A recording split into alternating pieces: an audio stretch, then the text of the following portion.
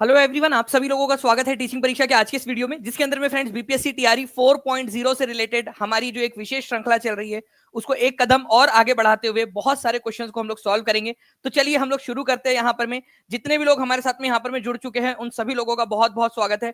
सबसे पहले मैं उन सभी लोगों का बहुत बहुत शुक्रिया करना चाहूंगा जिन्होंने सेशन को लाइक कर दिया है, शेयर कर दिया है। जल्दी जल्दी से फ्रेंड्स, जिन लोगों ने भी सेशन को लाइक कर दिया जल्दी जल्दी से एक बार हाथ ऊपर कर देंगे ताकि मैं देख सकूं कि कितने बच्चे लॉयल है जिन्होंने पहले ही यहाँ पर में एनर्जी दे दी है। हाथ ऊपर कर दीजिए जल्दी जल्दी से एक बार। चलिए, बहुत सारे बच्चे यहाँ पर में, अविनाश है और भी बहुत सारे बच्चे हैं, श्रुति मिश्रा है, रोहित है, ठीक है, बहुत सारे बच्चे जिन्होंने पहले लाइक कर दिया, बहुत बहुत शुक्रिया आप लोगों का। चलिए फ्रेंड्स, हम लोग यहाँ पर में शुरू करते हैं, ठीक है। हमारे सेशन को आप लोग शेयर भी कर दीजिएगा जल्दी जल्दी से, जहां भी आप लोग शेयर कर सकते हो। देखिए फ्रेंड्स, आप लोगों का एक क्वेश्चन है, recently the chief minister of Assam has announced to make which city the second capital of the state. देखिए फ्रेंड्स, असम जो है ना, ठीक है, उन्होंने बोला है कि वो क्या करेंगे, एक सेकंड कैपिटल बनाएंगे, ठीक है। आसाम की कैपिटल क्या है पहले तो ये बताइए आप लोग, ठीक है। आसाम की एक कैपिटल तो है ही, अब उन्होंने कहा है कि आसाम की सेकंड कैपिटल बनाएंगे, ठीक है। तो जल्दी बताइए यहां पर में जी। तो देखिए फ्रेंड्स, आसाम की एक कैपिटल है वो आप लोग बताइएगा। सेकंड कैपिटल जो है डिब्रूगढ़ को बनाने का उन्होंने निर्णय लिया है, ठीक है। तो ये याद रखिएगा आप लोग कि दिसपुर जो है आसाम की राजधानी तो है ही पहले से, ठीक है, दिसपुर। अब डिब्रूगढ़ जो है इसको भी आसाम जो है अपनी राजधानी बनाना चाहता है। ये आप लोगों को टीचिंग परीक्षा ने, जितने भी टीचिंग परीक्षा के सब्सक्राइबर्स उन लोगों को पता होगा, कम्युनिटी के अंदर में भी आ गया था। पेड स्टूडेंट जितने भी है उन लोगों के लिए हम लोगों ने इमेज सेक्शन में भी इसको डाल दिया है। तो आसाम की दूसरी राजधानी डिब्रूगढ़ बनने वाली है। इंपॉर्टेंट क्वेश्चन है, प्लीज इसको याद रखिएगा आप सभी के सभी, ठीक है। तो ये एक जो है फ्रेंड्स घोषणा की है, इंपॉर्टेंट पॉइंट है, एग्जाम के अंदर में पूछा जा सकता है, तो प्लीज इस पर्टिकुलर पॉइंट को याद रखिएगा आप लोग। आसाम की राजधानी दूसरी वाली डिब्रूगढ़ बन रही है, बट अदरवाइज अगर आपसे पूछ लिया जाए कि पहली राजधानी क्या है, ठीक है, तो दिसपुर है, ठीक है। डिब्रूगढ़ दूसरी बनेगी। कई सारे लोग गुवाहाटी लगा के आते हैं, ठीक है, गुवाहाटी नहीं है, दिसपुर है, ये याद रखिएगा आप लोग, आसाम की राजधानी, ठीक है। बहुत बढ़िया, आप लोग जो है फ्रेंड्स कंटिन्यूसली आंसर लगा रहे, दोनों के दोनों लिख दीजिए आप नाम, ताकि आपको याद हो जाए हमेशा हमेशा के लिए। एक बार लिख दोगे कमेंट के अंदर में तो याद हो जाता है आप लोगों को, ठीक है। चलिए, तो रिसेंटली जो है फ्रेंड्स आसाम की दूसरी राजधानी कौन सी बनने वाली है, दिसपुर, ठीक है, अनाउंस किया गया है। Now friend next, Bihar estate TGT के अंदर में आया हुआ क्वेश्चन, कौन सा कथन भारत के लिए सही है, ठीक है। एनसीईआरटी बेस्ड क्वेश्चन है आप लोगों का, एस्टेट के अंदर में आया था, ठीक है। There is lack of religion freedom here. Bharat के अंदर में जो है धार्मिक स्वतंत्रता का अभाव है, बिल्कुल नहीं, ऐसा बिल्कुल भी नहीं है। भारत के अंदर में पूर्ण स्वतंत्रता है कि आप कौन सा धर्म मानना चाहते हो, कौन सा नहीं मानना चाहते हो, ठीक है, ये बिल्कुल आपको पूरी की पूरी स्वतंत्रता है। रिलीजन हैज प्राइमेसी है, यहाँ धर्म को प्राथमिकता दी गई है, बिल्कुल नहीं, यहाँ पर में धर्म को प्राथमिकता नहीं दी गई है, ठीक है। आपके कर्म को, आपके आपके नॉलेज को, आपकी जो है चरित्र को, ठीक है, आपकी एफिशिएंसी को, ठीक है, आपके टैलेंट को प्राथमिकता दी गई है यहाँ पर में। There is a lack of religious harmony है, यहाँ पर में धार्मिक सद्भाव का अभाव है, बिल्कुल नहीं, ऐसा बिल्कुल नहीं है। आज भी देखिए फ्रेंड्स, कोई भी अगर आप मान लीजिए जाते हो, ठीक है, किसी बस में आप चढ़े हो, तो आप ये बिल्कुल नहीं देखते कि वो बस जो है वो हिंदू चला रहा है, मुस्लिम चला रहा है, ईसाई चला रहा है या सिख चला रहा है, आप बैठ जाते हो, ठीक है। ये तो कुछ सिर्फ राजनीतिक लोग हैं जो आप लोगों को लड़ाते रहते हैं, कुछ लोग है लड़ाते बढ़ाते रहते हैं। अदरवाइज हमारे भारत के अंदर में बहुत सारी हार्मनी है, बहुत सारा सद्भाव है हमारे भारत के अंदर में। हमारे भारत के अंदर में जो सही बात है वो ये है कि हमारा भारत जो है, there is a principle of secularism, यहाँ पर में धर्मनिरपेक्षता का सिद्धांत है, ठीक है। हर किसी को आजादी है कि वो कौन सा धर्म अपनाना चाहता है, कौन सा पंथ अपना, इवन धर्म के अंदर में भी कई सारे पंथ होते हैं, ठीक है। जैसे हिंदुइज्म के अंदर में शैविज्म, वैष्णविज्म, बहुत सारे अलग अलग जो है आप लोगों के पंथ है। इवन वैष्णविज्म के अंदर में आप जाओगे तो वैष्णविज्म के अंदर में भी बहुत सारे सेक्ट निकल के आ जाते हैं, लेकिन हर किसी को अपना अपना मानने का अधिकार है। मुस्लिम के अंदर में देखोगे अलग अलग, शिया सुन्नी वहां भी अलग अलग जो है, उनको सबको अलग अलग मानने का अधिकार है। सिखिज्म के अंदर में भी आप कौन सा वाला बनना चाहते हो, सबको अपना अपना अधिकार है यहाँ पर में, ठीक है। तो भारत के अंदर में यहां पर में याद रखना है फ्रेंड्स की पंथ निरपेक्ष, धर्म निरपेक्षता का सिद्धांत भारत के अंदर में चलता है। इंपॉर्टेंट पॉइंट है, ये याद रखिएगा आप सभी के सभी, ठीक है। एस्टेट के अंदर में आया हुआ है, तो कभी भी अगर आ जाए तो इस तरीके से आपको सेक्युलरिज्म का सिद्धांत भारत में, ये याद रखेंगे आप लोग। नेक्स्ट क्वेश्चन की तरफ में हम लोग आगे बढ़ते हैं फ्रेंड्स। आप लोगों के आपको यहाँ पर में बताना है, who was the Mughal ruler at the time of battle of Plassey. सबसे पहली बात, ठीक है, सबसे पहली चीज, सबसे पहले बैटल ऑफ प्लासी कब हुई थी, बताइए। प्लासी की लड़ाई कब हुई थी, ये बताना है आप लोगों ने। तो अगर हम लोग बात करेंगे फ्रेंड्स प्लासी की लड़ाई की, ठीक है, तो प्लासी की लड़ाई हुई थी आप लोगों की 1757 के अंदर में, ठीक है, 1757 में।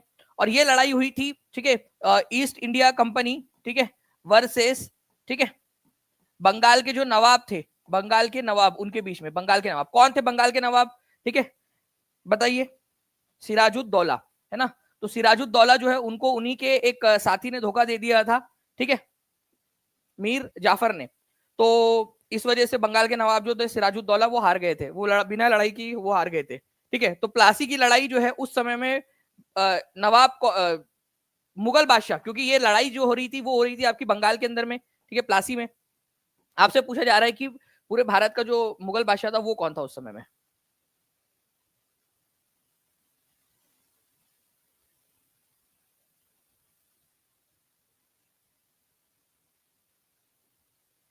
जी, तो देखिए फ्रेंड्स, अगर हम लोग बात करेंगे यहाँ पर मैं इस पर्टिकुलर क्वेश्चन की, तो इसका आंसर जो है वो हो जाएगा आप लोगों का आलमगीर सेकंड, ठीक है, आलमगीर द्वितीय, ठीक है, ये याद रखना है आप लोगों ने।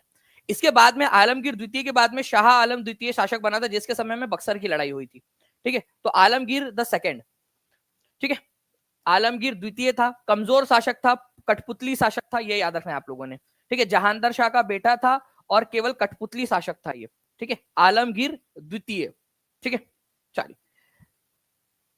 तो आप लोगों ने दो चीजें याद रख लेनी है, अगर आप याद रखना चाहते हो तो मैं आप लोगों को बता देता हूं, ठीक है। अगर बात करें यहां पर मैं बैटल ऑफ प्लासी, प्लासी की लड़ाई के समय में कौन था मुगल बादशाह, अगर ये क्वेश्चन आ जाए तो आलमगीर द्वितीय, आलमगीर सेकंड, ठीक है। और वही अगर आप लोगों से बात की जाए बक्सर की लड़ाई के समय में कौन था शासक, प्लासी की लड़ाई जो थी वो हुई थी आप लोगों की 1757 के अंदर में, बक्सर की लड़ाई हुई थी 1764 के अंदर में, ठीक है। तो बक्सर की लड़ाई के समय में था शाह आलम सेकंड, शाह आलम द्वितीय, ठीक है। तो दोनों के दोनों याद रख लीजिए आप लोग, दोनों के दोनों आप लोगों से पूछे जा सकते हैं, ठीक है। चलिए,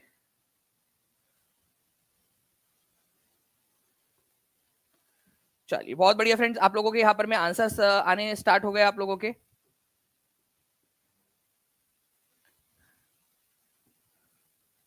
नेक्स्ट क्वेश्चन, निम्नलिखित में से किस घटना ने अंग्रेजी ईस्ट इंडिया कंपनी को बंगाल सूबे का वैध स्वामी बना दिया था, मतलब कौन सी वाली लड़ाई थी जिसके बाद में, ठीक है, अंग्रेजी ईस्ट इंडिया कंपनी जो है बंगाल सूबे के लगभग लगभग स्वामी बन गए थे, वो लोग हेड बन गए थे, उनको जो दीवानी अधिकार है, टैक्स कलेक्ट करने का अधिकार, वो भी मिल गया था। तो ये Patna high court assistant official paper के अंदर में आया था, तो आप लोगों से पूछा जा सकता है कभी भी। तो याद रखिएगा आप लोग फ्रेंड्स कि बैटल ऑफ बक्सर जो हुई थी, बक्सर की लड़ाई, इसके बाद में एक ट्रीटी साइन हुई थी जिसको बोला जाता है अलाहाबाद की ट्रीटी, ट्रीटी ऑफ अलाहाबाद, ठीक है, treaty, treaty of Allahabad, Allahabad की जो संधि थी वो साइन हुई थी 1765 में, इसके बक्सर की लड़ाई के बाद में। तो बक्सर की लड़ाई के बाद में जो है फ्रेंड्स वो वैध स्वामी के रूप में यहां पर में बन गए थे, ये याद रखना है आप लोगों ने। ये इंपॉर्टेंट पॉइंट है आप लोगों का कि बक्सर की लड़ाई के बाद मेनली जो पहले क्या करते थे वो कठपुतली नवाब के जरिए अपना शासन चलाने की कोशिश करते थे, लेकिन मीर कासिम करके एक बंगाल का नवाब हुआ जिसने बक्सर की लड़ाई कर दी अंग्रेजों के साथ में, ठीक है। तो फाइनली जब वो बक्सर की लड़ाई जीते तो उसके बाद में उन्होंने अलाहाबाद की संधि की मुगल बादशाह शाह आलम द्वितीय के साथ में, और बंगाल, बिहार और उड़ीसा के दीवानी अधिकार अपने पास में रख लिए, मेन वाले जो अधिकार थे वो अपने पास में रख लिए। तो यहां पर मैं याद रखना है आप लोगों ने, बैटल ऑफ बक्सर के बाद में अलाहाबाद की संधि हुई थी। अलाहाबाद की संधि कौन सी लड़ाई के बाद में हुई, ये भी क्वेश्चन पूछा जा सकता है, ठीक है। अच्छा, मैंने अभी आपको बताया कि बक्सर की लड़ाई के समय में, ठीक है, मुगल बादशाह कौन था और प्लासी के समय में कौन था, ये भी बता दीजिए आप लोग, ठीक है। दोनों के दोनों क्वेश्चन बता देंगे, और एक बार जल्दी से सेशन को लाइक भी कर देंगे फ्रेंड्स सभी लोग, ठीक है। 8 मिनट के अंदर में यहाँ पर में 1900 के करीब बच्चे जुड़ चुके हैं हमारे साथ में, और जैसे कि मैं यहाँ पर मैं स्टैटिस्टिक्स के अंदर में देख पा रहा हूँ, ठीक है, 1085 लोगों ने सेशन को लाइक भी कर दिया। तो जल्दी जल्दी से सेशन को लाइक करते रहेंगे आप सभी, और जिन्होंने भी टीचिंग परीक्षा चैनल को सब्सक्राइब नहीं किया, चैनल को सब्सक्राइब जरूर कर देंगे आप सभी। तो देखिए फ्रेंड्स, यहाँ पर मैं आप बक्सर और प्लासी दोनों का लिखते जाइए, देखिए जो जो क्वेश्चन पूछे जा सकते हैं वो सारे आप लोगों को बताता जा रहा हूं मैं आप लोगों को साथ साथ में, ठीक है। चलिए, now friends, what percentage of electricity is contributed bye hydro electric power project in India. NCERT based question है, टीचिंग परीक्षा ने आप लोगों को सारी की सारी एनसीईआरटी हिंदी इंग्लिश दोनों के अंदर में, एससीईआरटी दोनों के दोनों आप लोगों को प्रोवाइड करवा दिए टीचिंग परीक्षा के एप्लीकेशन के अंदर में, ठीक है। तो हाइड्रो इलेक्ट्रिक जो पावर प्रोजेक्ट है उसके जरिए कितनी इलेक्ट्रिसिटी जो है वो जनरेट होती है, ये आप लोगों को बताना है।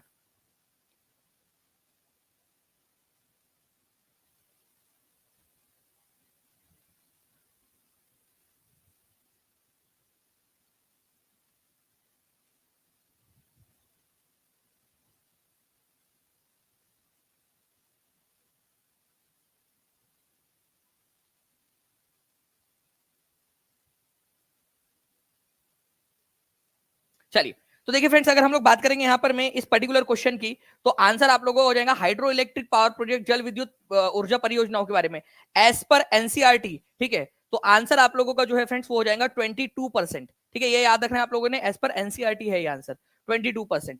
ठीक है, अब आप लोगों को एक मजे की बात बताऊं मैं, ठीक है, एक इंटरेस्टिंग पार्ट आप लोग जानना चाहोगे। ये क्वेश्चन जो है आप लोगों का फ्रेंड बीपीएससी टीआरई के अंदर में आया था, आप लोग देख सकते हो बीपीएससी टीआरई के अंदर में आया हुआ क्वेश्चन, बीपीएससी, ठीक है, टीआरई के अंदर में, टीचिंग रिक्रूटमेंट एग्जाम के अंदर में आया हुआ क्वेश्चन आप लोगों का कभी भी रिपीट होकर पूछा जा सकता है। Now the best point come here, ठीक है, आप लोगों का, आप लोग देखोगे कि ये क्वेश्चन 63वीं बीपीएससी के अंदर में भी आया था। टीचिंग परीक्षा की टीम ने बिल्कुल रिसर्च करके आप लोगों के लिए लेकर आए हैं, और इसी डीप रिसर्च के साथ में आप लोगों को कंटेंट प्रोवाइड किया जाता है टीचिंग परीक्षा के पेड कोर्स में भी। इसीलिए कह रहा हूं, सिलेक्शन चाहिए, सिलेक्शन के साथ में टॉप रैंक चाहिए, तो टीचिंग परीक्षा के साथ में जुड़ो। कहीं ऐसा ना हो कि बाद में जब रिजल्ट आए तब सोचो कि काश उस समय में जुड़ गए होते टीचिंग परीक्षा के साथ, तो आज हमारा भी सिलेक्शन हो जाता। ठीक है, तो देखिए यहां पर मैं आपका भारत में उत्पादित कुल बिजली में बिजली की हिस्सेदारी कितनी है, 22% है आप लोगों का। ठीक है, 22%। ओके, तो 63वीं बीपीएससी के अंदर में भी आया था, और सारे के सारे बीपीएससी के क्वेश्चंस आप लोगों को टीचिंग परीक्षा के एप्लीकेशन में हमने प्रोवाइड करवा दिए हैं। ठीक है, तो आप लोगों के लिए क्या होगा कि आप लोग जब ये क्वेश्चंस पढ़कर जाओगे और वही क्वेश्चन जब एग्जाम में आएंगे आपके, तो आप लोगों को थोड़ा आसान लगेगा, आप लोग कॉन्फिडेंस के साथ में आंसर लगा पाओगे। तो टीचिंग परीक्षा ने आपको सारे क्वेश्चंस प्रोवाइड करवा दिए। ठीक है, नाउ फ्रेंड्स, अब देखिए यहां पर मैं, ये तो हो गया 63वीं बीपीएससी का, बट हम यहां नहीं रुके, हमने और रिसर्च की आपके लिए। तो बिहार एस्टेट के अंदर में आपका टीजीटी में सोशल साइंस में 6 सितंबर 2023 का जो क्वेश्चन पेपर था शिफ्ट नंबर 1 का, उसके अंदर में देखिए आज भारत में जल विद्युत ऊर्जा कुल उत्पादित बिजली का लगभग कितना प्रतिशत है योगदान देती है। लीजिए, इसकी पीडीएफ कहां मिलेंगी, इसकी पीडीएफ जो है बीपीएससी टीआरई 4.0 का जो कोर्स है उसके अंदर में जितनी भी वाईटी पे क्लास होती है वो सारी की सारी पीडीएफ टीआरई 4.0 के कोर्स में मिल जाती है आपको, ताकि बच्चे वहां से रिवीजन भी कर सके, और टेस्ट भी मिल जाती है उसी के नीचे में। तो 22%। आप देख लीजिए यहां पर मैं एक ही चीज को, ठीक है, जो है किस तरीके से घुमा के पूछा गया एग्जाम के अंदर में, और ये आपको चाहिए होता है। रिवीजन बहुत ज्यादा जरूरी है। ठीक है, सही तरीके से पढ़ना है इसीलिए जरूरी है। ठीक है, क्योंकि अदरवाइज क्या होगा कि आप बस पढ़ते जाओगे और उसका रिजल्ट नहीं निकलेगा कुछ भी। तो ऐसे रिवीजन करके जब पढ़ोगे अब आपको हमेशा के लिए याद हो गया। अब मैं आप लोगों को एक कदम और आगे लेकर चलूंगा। एज पर एनसीईआरटी, ठीक है, ध्यान से सुनना आप मेरी बात को। ठीक है, एज पर एनसीईआरटी, ये तो हो गया हाइड्रो इलेक्ट्रिक पावर की बात। अब बाकी के क्या है, क्योंकि कोई भी बाकी के भी पूछे जा सकते हैं, तो याद रखिएगा आप लोग, थर्मल जो एनर्जी है, ठीक है, तापीय ऊर्जा, थर्मल एनर्जी, इसका परसेंटेज है 65%। ठीक है, हाइड्रो इलेक्ट्रिसिटी का अभी मैंने आपको बताया, हाइड्रो का, ठीक है, हाइड्रो इलेक्ट्रिसिटी मतलब जो जल विद्युत है आप लोगों का, इसका 22% हम लोगों ने देखी है, 22%। ठीक है, आप लोगों का न्यूक्लियर एनर्जी, न्यूक्लियर, ठीक है, न्यूक्लियर एनर्जी मतलब आपका नाभिकीय जो ऊर्जा है या परमाणु ऊर्जा जो है आप लोगों की, उसका जो प्रतिशत है भारत के कुल ऊर्जा उत्पादन के अंदर में 3% है। ठीक है, और जो अल्टरनेट होते हैं, ठीक है, अलग अलग अल्टरनेट बोला जाता है उसको, अल्टरनेट एनर्जी सोर्सेस, अल्टरनेट, जिसमें बायोफ्यूल आ जाता है आप लोगों का, बायोफ्यूल आ जाता है, ठीक है, बायोगैस आ जाता है, इस तरीके के अलग अलग विभिन्न जो आ जाते हैं वो है आप लोगों का 10%। ठीक है, तो ये एनसीईआरटी के अंदर में दिया हुआ डेटा है आप लोगों का, जो आपको बता दिया मैंने। थर्मल का कितना है, सबसे ज्यादा थर्मल का है 65%। ठीक है, ये याद रखना है आप लोगों ने। उसमें भी सबसे ज्यादा हमारे भारत के अंदर में कोल का इस्तेमाल होता है। ठीक है, कोल का 75% से ज्यादा थर्मल एनर्जी के अंदर में हम लोग कोल का इस्तेमाल कर रहे हो, वो जो पानी को गर्म करने के लिए, जिससे कि वो पानी को टरबाइन के ऊपर में डाला जा सके, टरबाइन घुमाने के लिए, पानी गर्म करने के लिए कोयले का इस्तेमाल करते हैं हम लोग थर्मल के अंदर में। तो कोयला बेस्ड थर्मल पावर जनरेशन है हमारे भारत के अंदर में। ठीक है, तो ये एक इंपॉर्टेंट पॉइंट था आप लोगों का जो मैंने बता दिया आप लोगों को, प्लीज इसको याद रखिएगा आप लोग। अगर आप चाहते हो कि इस तरीके के क्वेश्चंस और भी बना दे तो मिल जाएंगे आपको। बाकी जो है फ्रेंड्स आप लोगों को ये पूरी की पूरी पीडीएफ भी मिल जाएंगी। ठीक है,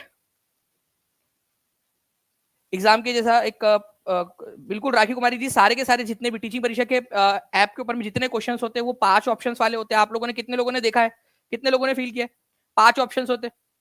हम लोगों ने मैक्सिमम क्वेश्चंस के अंदर में आप लोगों को, ठीक है, none of the above, more than one of the above, इस तरीके के टेस्ट आपको प्रोवाइड की है, जो इस प्रकार से आप लोगों से जो पूछी जाती है, ठीक है, एग्जाम के अंदर में इस तरीके वाली। ठीक है, यहाँ पर में देख लीजिए, बच्चे हाथ भी ऊपर कर रहे हैं, टीम एक बार दिखा देंगे प्लीज। ओके, देखिए कितने सारे बच्चे हैं जो हाथ ऊपर कर रहे हैं। आप देख सकते हो कि टीचिंग परीक्षा एग्जैक्ट वैसे ही क्वेश्चंस प्रोवाइड करवाता है आपको जिस तरीके के क्वेश्चंस पूछे जाते हैं एग्जाम के अंदर में।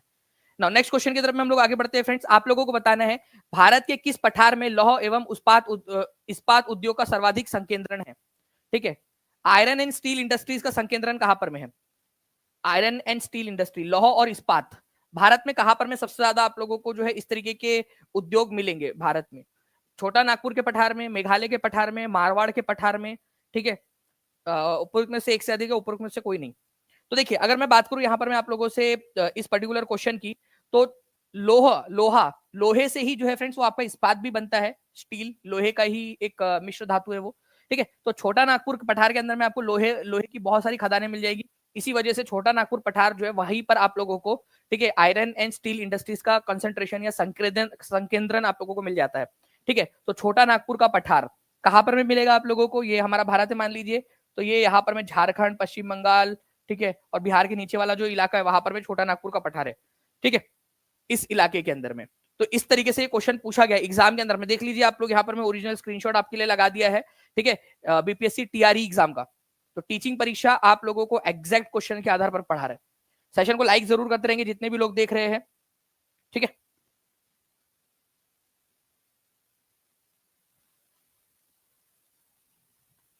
चलिए नेक्स्ट क्वेश्चन की तरफ में हम लोग आगे बढ़ते हैं फ्रेंड्स। हमारे यहाँ पर में आप लोग देख लीजिए, निम्नलिखित में से किस उद्योग को छोटा नागपुर पठार क्षेत्र में अधिकतम संकेंद्रण है?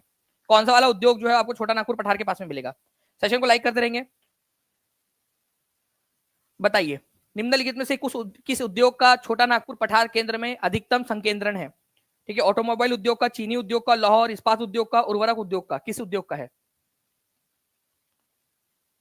ज्वाइन कैसे करना है? तो देखिए नीचे में नंबर चल रहा है आपका, ठीक है, इस नंबर पे कॉल या व्हाट्सएप कर सकते हो आप। जैसे आप देख सकते हो यहाँ पर मैं नीचे में नंबर आपको दिखाई देगा, यहाँ पर में 7611101101 9697888844, इस नंबर पे कॉल या व्हाट्सएप कर दीजिए, ठीक है। आपको टीम मदद कर देंगे, या टीचिंग परीक्षा के एप्लीकेशन पे भी जा सकते हो आप डायरेक्टली, ठीक है। साथ ही साथ अगर मैं आपको बताऊं यहाँ पर में एक और तरीका भी है, देखिए यहाँ पर मैं नंबर आप लोगों को दिखाई दे रहा है आपके स्क्रीन के ऊपर में, ठीक है। इसके अलावा एक तरीका और है, वो भी मैं आपको बता देता हूँ, ठीक है। जैसे मान लीजिए कि आप ये वीडियो देख रहे हो, ठीक है, तो इस वीडियो को देख रहे हो जब आप, तो नीचे में एक लिंक दी गई है आप लोगों को, ठीक है। इस वीडियो के नीचे में लिंक दी गई है to buy BPSC TRE 4.0 course, ठीक है। तो ये जो बटन है, ये TRE to buy BPSC TRE 4.0 course, उसके ऊपर में जैसे आप क्लिक करोगे सारे कोर्सेस आप लोगों को दिख जाएंगे, ठीक है। और अभी आप लोगों का विनर, ठीक है, आपको पता है फ्रेंड्स कि कल जो है आप लोगों की टेस्ट है। कितने लोगों को पता है कल आपकी 30 डे चैलेंज की टेस्ट है? पूरे 30 दिन आपने टेस्ट किए। देखिए आप लोग यहाँ पर मैं बाय नाउ के ऊपर में क्लिक करके, ठीक है, जो भी आप लोगों को कोर्स लेना है उसके ऊपर में क्लिक करके आप ये डिटेल भर के आप दे सकते हो। तो विनर आपका कूपन कोड इस लिंक पे लगा दिया है हम लोगों ने, मैक्सिमम डिस्काउंट आप लोगों को मिल जाएगा, जो भी अमाउंट दिख रहा है उससे भी कम में आपको मिल जाएगा, ठीक है, ताकि आप कल वाली जो टेस्ट है वो दे सके। तो कल रात में 9 बजे टेस्ट है, ठीक है। जितने भी बच्चे यहाँ पर में हाथ ऊपर कर रहे हैं, मुझे उम्मीद है कि आप सभी लोग जो ने पढ़ाई भी करनी स्टार्ट कर दी होंगी। इतना आसान है आपके लिए कोर्स को परचेज करना। तो कल आप लोगों का, आप लोग तैयार रहिएगा, कल रात में 9 बजे आप लोगों की टेस्ट होने वाली है, मेगा टेस्ट और सरप्राइज गिफ्ट मिलेगा। तो जितने भी बच्चे नहीं जुड़े अब तक, अभी जुड़ के जल्दी से वो कल की टेस्ट में आ जाएंगे आप लोग।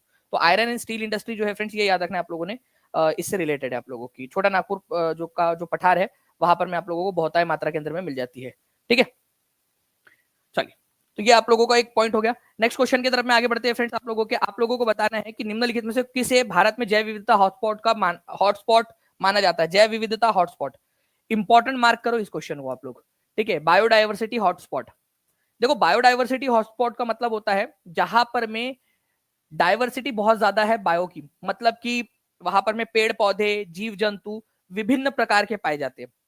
अलग अलग प्रकार की मेंढक, अलग अलग प्रकार की मछलियां, अलग अलग प्रकार के पेड़, अलग अलग प्रकार के जो है छोटे छोटे से पौधे, अलग अलग प्रकार के मच्छर, ठीक है, हर चीज विभिन्न प्रकार की पाई जाती है, विविधता। तो जैव विविधता हॉटस्पॉट, जहां पर में बहुत सारी विविधताएं पाई जाती है एक साथ, ऐसे हॉटस्पॉट को बचाना बहुत ज्यादा जरूरी है। अगर हमने उनको खत्म कर दिया तो उसके अंदर में जो रहने वाली विविधताएं है, जैव विविधता, वो भी खत्म हो जाएंगी। तो ऐसे 4 रीजन है भारत के जिसको बायोलॉजिकल हॉटस्पॉट या जैव विविधता हॉटस्पॉट घोषित किया गया है, ठीक है। मैं आप लोगों को मैप के थ्रू बताने की कोशिश करता हूँ यहाँ पर में। ये देखिए फ्रेंड्स, ये है हमारा हिमालयन क्षेत्र। तो हिमालयन जो क्षेत्र है, ठीक है, इसको एक हॉटस्पॉट घोषित किया गया। यहाँ पर में जैव विविधता आप लोगों को मिल जाएंगी भारत में, हिमालयन रीजन में। एक है आप लोगों का इंडो बर्मा रीजन, ठीक है, यहाँ पर में इंडो बर्मा रीजन, ठीक है, इंडो बर्मा रीजन, इसको माना जाता है बायोलॉजिकल हॉटस्पॉट। ये याद रखना आप लोगों ने, इंडो बर्मा रीजन को, ठीक है। एक है आप लोगों का ये यहाँ पर में सुंडा लैंड, ठीक है, ये अंडमान निकोबार वाला जो इलाका है ना, ये सुंडा लैंड के अंदर में आता है। और भी इधर साइड में जो इंडोनेशिया मलेशिया वाले जो एरिया है वो भी आते हैं, बट भारत का ये भी सुंडा लैंड के अंदर में ही आता है, सुंडा लैंड के हिस्से में, तो अंडमान निकोबार सुंडा लैंड, ठीक है। और यहाँ पर में वेस्टर्न घाट, वेस्टर्न घाट भी बहुत ज्यादा बायोलॉजिकल डाइवर्सिटी यहाँ मिलती है। इवन मैं तो कहता हूँ कि आप लोग भी चले जाओगे वेस्टर्न घाट में घूमने के लिए, और यहाँ 6-7 महीने बिता दिए तो शायद एक का प्रजाति तो आप भी ढूंढ लोगे, मेंढक की, मछली की, ठीक है, सांप की, पता नहीं कौन कौन सी, कोई ना कोई प्रजाति तो आप ढूंढ ही लोगे, ठीक है, अलग प्रकार की प्रजाति, ठीक है, फिर आप अपने नाम पे रख देना उसको, ठीक है। तो इतनी सारी बायोडाइवर्सिटी है यहाँ पर में। तो हिमालय है, इंडो बर्मन रीजन, ठीक है, इंडो बर्मन इसको क्यों कहा जाता है, क्योंकि ये इंडिया और ये जो म्यांमार है उधर वाले हिस्से का है ना, तो इंडो बर्मन रीजन इसको बोलते हैं, सुंडा लैंड, ठीक है, और आपका वेस्टर्न घाट। तो आप लोगों से क्या पूछा गया था यहाँ पर में इस क्वेश्चन के अंदर में, कि निम्नलिखित में से किसे भारत में जैव विविधता का हॉटस्पॉट माना जाता है, ठीक है। तो भाई वेस्टर्न घाट को माना जाता है, सुंडा लैंड को माना जाता है, इंडो गंगेटिक प्लेन को नहीं माना जाता है, ठीक है। तो खत्म हो गया, मोर than one of the above answer, ठीक है, D is the answer, more than one of the above, क्योंकि ए और बी आंसर है। तो अभी कोई कह रहा था कि सर उस तरीके के वाले क्वेश्चन जो है वो कैसे मिलेंगे, तो टीचिंग परीक्षा पर मिलेंगे आपको, जिस तरीके के क्वेश्चन एग्जाम में पूछे जाते हैं। आप देखिए ए और बी आंसर था, सी नहीं था, ठीक है, तो आप लोगों का आंसर डी हो गया। इस तरीके के क्वेश्चन, ये क्वेश्चन को एक और तरीके से बनाया जा सकता है, निम्नलिखित में से कौन सा भारत का जैव विविधता हॉटस्पॉट नहीं है, तो ए और बी है, तीसरा नहीं है, तो उस केस में सी आंसर हो जाएगा, ठीक है। तो इस सारी चीजों को टीचिंग परीक्षा की टीम ध्यान रखती है और ऐसे हर क्वेश्चन आप लोगों को प्रोवाइड करवाती रहती है, ठीक है। तो ये याद रखिएगा आप सभी के सभी, ठीक है। चलो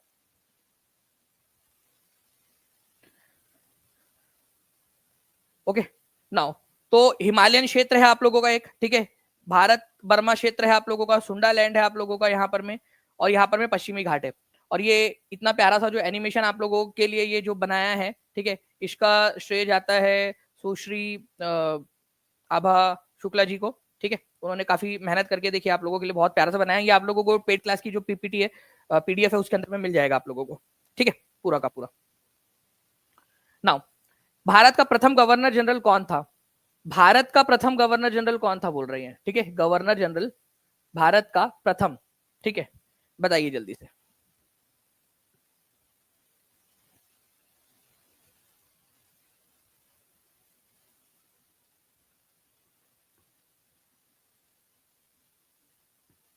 जी, तो देखिए फ्रेंड्स, अगर हम लोग यहाँ पर में बात करें आपकी इस पर्टिकुलर क्वेश्चन की, भारत का प्रथम गवर्नर जनरल कौन था, तो इसके लिए मैं आप लोगों को एक चीज दिखा बताना चाहूंगा कि पहला गवर्नर जनरल ऑफ बंगाल, ठीक है, बंगाल का पहला गवर्नर जनरल कौन था, अगर ये क्वेश्चन पूछ लिया जाए आप लोगों से, तो वॉरेन हेस्टिंग्स हो जाएगा आप लोगों का, वॉरेन हेस्टिंग्स, हेस्टिंग्स, ठीक है, वॉरेन हेस्टिंग्स।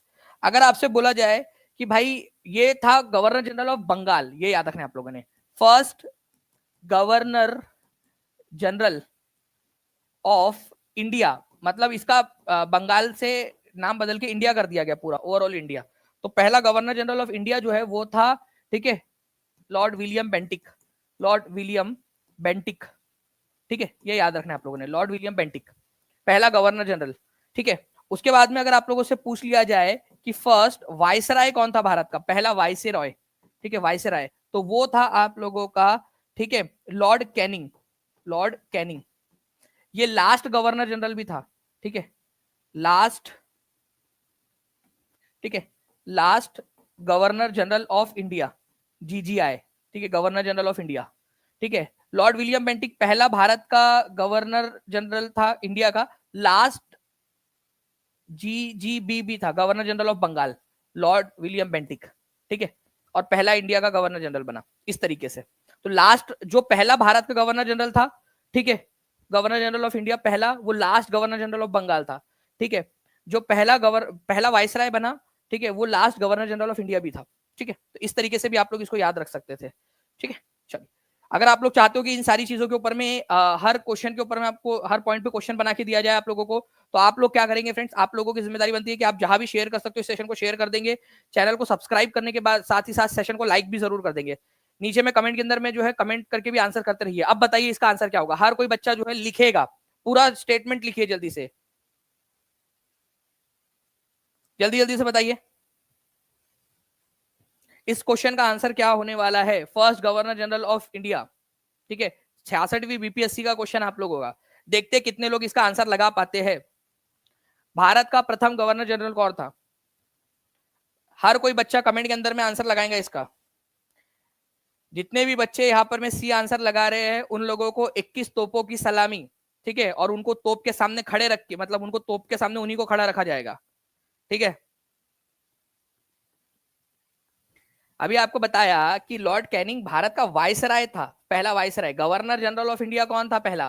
ठीक है, लॉर्ड विलियम बेंटिक, ठीक है। तो कहा दिया हुआ है लॉर्ड विलियम बेंटिक आप लोगों को? तो लॉर्ड विलियम बेंटिक जो है ना फ्रेंड्स, नहीं दिया हुआ है, इसी वजह से none of the above answer होने वाला है आप लोगों का, ठीक है। E is the correct answer. तो टीचिंग परीक्षा पर आप लोगों को इस तरीके से, जैसे एग्जाम में क्वेश्चन आ सकता है आप लोगों का, ठीक है, जो एग्जाम में आए हुए क्वेश्चन है, जैसे एग्जामिनर ने आपको कंफ्यूज करने की कोशिश की, उन सारे तरीकों से आपको पढ़ाया जाता है, ठीक है। ओके, तो यहां पर मैं आपका आंसर हो जाएगा none of the above. Lord Canning जो है ये फर्स्ट वाइसराय था। अगर पहला वाइसराय पूछ लिया जाए आप लोगों से तो लॉर्ड कैनिंग हो जाएगा आपका। 1857 का विद्रोह हम लोग पढ़ रहे हैं पेड क्लास के अंदर में, आपको बताया था 1857 के विद्रोह के समय भारत का वाइस गवर्नर जनरल कौन था, क्योंकि आखिरी गवर्नर जनरल के समय में हुआ था भारत का 1857 का विद्रोह, लॉर्ड कैनिंग था। उसके बाद में उसकी पोस्ट का नाम, गवर्नर जनरल ऑफ इंडिया की पोस्ट का नाम बदल के वाइसराय ऑफ इंडिया कर दिया गया था, ठीक है। चलिए, तो इस तरीके से आप लोगों ने याद रखना था इस पॉइंट को। ओके, नाउ नेक्स्ट क्वेश्चन जो है फ्रेंड्स, इस क्वेश्चन का आंसर आप लोग करोगे, जल्दी से बताइए। हर कोई बच्चा कमेंट में आंसर करेगा इसका, जल्दी से बताओ। इस क्वेश्चन का आंसर हर किसी ने करना है, ठीक है। पढ़िए और आंसर करिए। और जो भी बच्चे टीचिंग परीक्षा के साथ में जुड़ना चाहते हैं, मैं आपको बता दूं फ्रेंड्स कि आप लोगों का विनर, ठीक है, कूपन कोड जो है वो एक्टिवेट हो चुका है। आप लोग विनर्स हो, ठीक है, आप लोग जो है जीतने वाले हो। हर एक विनर कभी ना कभी बिगिनर जरूर होता है, जो शुरुआत करता है, ठीक है, और आप हो वो विनर, ठीक है। तो आप लोग अगर शुरू करना चाहते हो तो टीचिंग परीक्षा के साथ में शुरू कर सकते हो आप लोग, ठीक है। नीचे में नंबर चल रहा है, उस पर कॉल या व्हाट्सएप कर लीजिए, या टीचिंग परीक्षा के ऐप पर जा सकते हो, या फिर मैंने जो आपको तरीका बताया नीचे में लिंक दी गई है to buy BPSC TRE 4.0 course, उस पर भी हमने लगा दिया है लिंक। तो आप जल्द से जल्द उसके ऊपर जुड़ सकते हो। और कल आप लोगों की जो टेस्ट है वो टेस्ट आप लोग जरूर दीजिएगा, ठीक है। तो hotspot of biodiversity in India, ठीक है, कौन सा वाला नहीं है? तो वेस्टर्न घाट तो है हॉटस्पॉट, ठीक है, हिमालय भी है, ठीक है, हिमालय भी है आप लोगों का वेस्ट आपका hotspot. Indo Gangetic plain, Indo Gangetic मैदान नहीं है, ठीक है, ये याद रखना आप लोगों ने। इंडो बर्मा रीजन जो है, इंडो बर्मा रीजन वो है आप लोगों का, इंडो गंगेटिक प्लेन नहीं है। तो सी इज द करेक्ट आंसर, ठीक है। तो आप लोगों को बताया था ना मैंने अभी थोड़ी देर पहले, आप लोग यहाँ पर में देख सकते हो कि एक क्वेश्चन हम लोगों ने इस तरीके से किया था। तो टीचिंग परीक्षा की टीम बिल्कुल एकदम माइंड से, जिस तरीके से एग्जामिनर आपको कंफ्यूज कर सकता है, हर वो चीज सोचती है कि कैसे एग्जामिनर आपको कंफ्यूज कर सकता है, उन सारी चीजों का ध्यान रखा जाए, ठीक है। तो ये याद रखना है आप लोगों ने। इंडो गंगेटिक प्लेन जो है आप लोगों का नहीं है, हिमालयन क्षेत्र है। इंडो बर्मा जो इलाका है, इंडो बर्मन इलाका, ठीक है, वो है आपका सुंडा लैंड है, और वेस्टर्न घाट है, पश्चिमी घाट, ठीक है। ये आप देख सकते हो, हिमालय, इंडो बर्मा, ठीक है, या भारत बर्मा, सुंडा लैंड, पश्चिमी घाट, ठीक है, आप लोगों का भारत के अंदर में। श्रीलंका भारत का पार्ट नहीं है, तो श्रीलंका नीचे चला जाता है, ठीक है। तो ये आप लोगों का एक पॉइंट हो गया था, इसको भी याद रखिएगा, आप सभी के सभी एग्जाम के अंदर में आप लोगों से पूछ सकते हैं। नाउ फ्रेंड्स, एक बहुत ही इंटरेस्टिंग सी जो है फ्रेंड्स क्वेश्चन है आपका एनसीईआरटी बेस्ड, इसको याद रखिएगा, इंपॉर्टेंट मार्क करना है आप सभी लोगों ने इसको, ठीक है।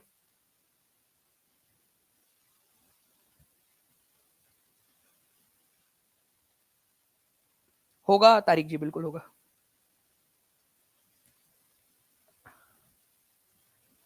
बताइए, a bunch of old letters, ठीक है।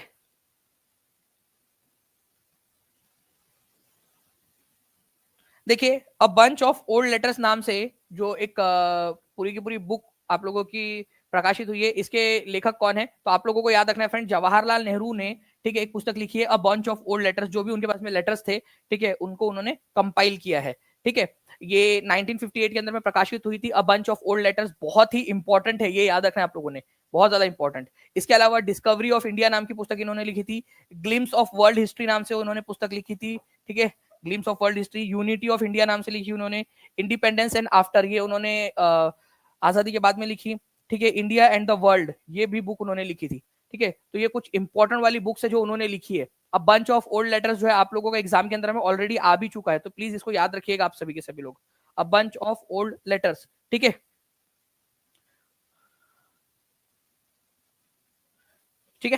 तो ये एक इंपॉर्टेंट पॉइंट था आप लोगों का, जो एग्जाम के अंदर में पूछे जाने की बहुत अधिक संभावना आप लोगों की बनती है, ठीक है, इस पर्टिकुलर पॉइंट की।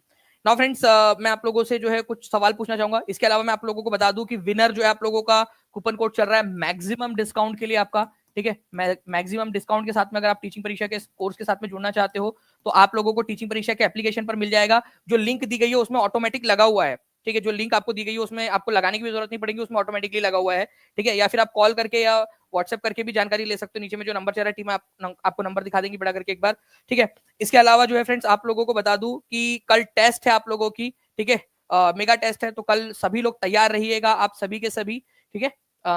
आप लोगों के 30 डे चैलेंज के लिए, जिस भी बच्चे ने 30 डे चैलेंज अच्छे से किया होगा वो बहुत आगे बढ़ चुका होगा, ऐसे मैं उम्मीद करता हूँ, ठीक है। 2000 प्लस आप लोगों ने लाइक्स भी कर दिए, बहुत बहुत शुक्रिया फ्रेंड्स। जहां भी शेयर कर सकते हो शेयर कर दीजिएगा। मैं कुछ क्वेश्चंस पूछता हूँ आप लोगों से, ठीक है, जल्दी जल्दी से आप लोग मुझे बता देंगे, आप लोग कमेंट करके, ठीक है। आप लोग मुझे बताइए कि जल विद्युत में भारत जो है वो कितना प्रतिशत जो है जल विद्युत उत्पादित करता है, जल विद्युत कितना प्रतिशत है भारत में। आपको 3 क्वेश्चन कराया मैंने आज के आज ही इस पर्टिकुलर क्वेश्चन से रिलेटेड, ठीक है। आप लोग मुझे बताएंगे कि बक्सर की लड़ाई कब हुई थी, बक्सर की लड़ाई कब हुई थी, ईयर बताएंगे आप लोग, बैटल ऑफ बक्सर का ईयर।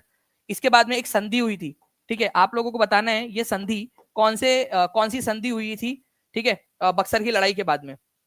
ये भी आप एक बार मेरे को कमेंट करके बता देंगे। अगले 10 मिनट तक जितने भी बच्चे कमेंट के अंदर में आंसर कर रहे होंगे उन लोगों को मैं हार्ट भी दे दूंगा कमेंट के अंदर में। मुझे बताना है, आप लोग बताओगे कि आसाम की second capital second capital second capital कौन सी बनने वाली है, ठीक है। ये भी आप लोग आंसर कर दोगे जल्दी से, क्योंकि ये भी क्वेश्चन आप लोगों को मैंने अभी जो है फ्रेंड्स करवाया हुआ है। आज ही सबसे पहला ही क्वेश्चन हम लोगों ने वो किया था, ठीक है। तो ये भी आंसर आप लोग कर दोगे जल्दी से, ठीक है। ओके, आसाम की सेकंड कैपिटल कौन सी है, ये वाला आपका क्वेश्चन था, ये जो हमने करवाया था आपको, इसका भी आंसर कर देंगे आप सभी के सभी। कमेंट में आंसर करना है आप लोगों ने। जैसे ही मैं सेशन बंद करूंगा वैसे ही आप लोगों के पास में जो है 5 मिनट का समय होगा, आप लोग आंसर करोगे। अगले 10 मिनट तक मैं कमेंट के अंदर में रहूंगा भी, ठीक है। जितने भी बच्चे सही आंसर देंगे उनके कमेंट को हार्ट भी दे देंगे हम, ठीक है।